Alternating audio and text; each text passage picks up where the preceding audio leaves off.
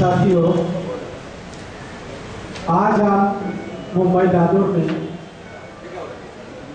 महामानव हरिचंद ठाकुर और महामानव गुरुचंद ठाकुर का जन्मदिन मनाने का प्रोग्राम कर रहे हैं। हरिचंद ठाकुर का जन्मदिन इंग्राजी दिन हिसाब से 11 मार्च को था।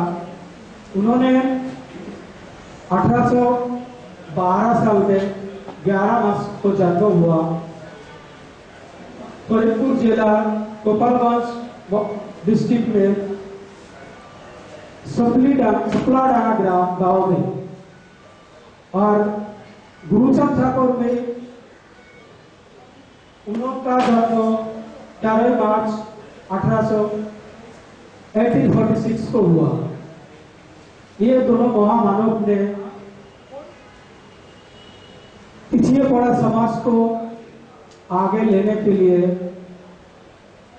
बहुत कष्ट किया और समाज को एक बानी दिया कि तुम हाथ में काम ले लो, हाथ में काम करो और मुंह में नाम ले लो। काम बिना तुम्हारा कुछ होने वाला नहीं है। और उन्होंने देखा उस जमाने का जो समय था कि पीछे पड़ा लोग, उनका कोई शिक्षा का अधिकार नहीं था। जो शिक्षा ही लोगों को ऊपर आने का अधिकार देता है, वही अधिकार उनका पास नहीं था।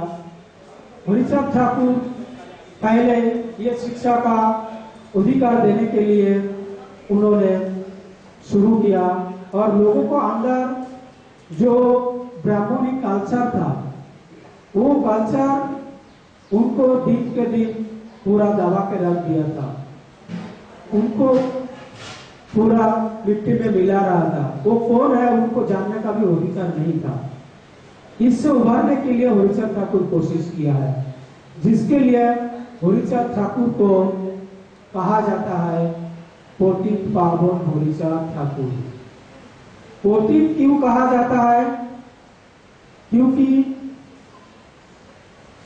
बंगाल में पूर्व जमाना में पाल राज के टाइम में, जो पाल राज का टाइम 400 साल से चल रहा था, उस जमाना में बंगाल का ज्यादातर लोग बुद्धिस्ट विचारधारा का थे।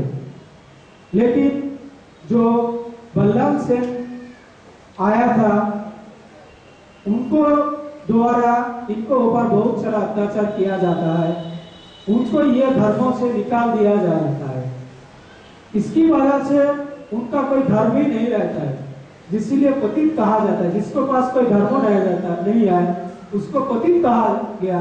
तो वो पतित से जिन्होंने उद्धार किया उनको पतित पावन कहा जाता है। वो है हरिचंद ठाकुर। हरिचंद ठाकुर उनका बचपन से ही वो देखा था कि उनका घर में बहुत सारे वैष्णव लोग आते जाते रहता है, जो उनका बिल्कुल पसंद नहीं था।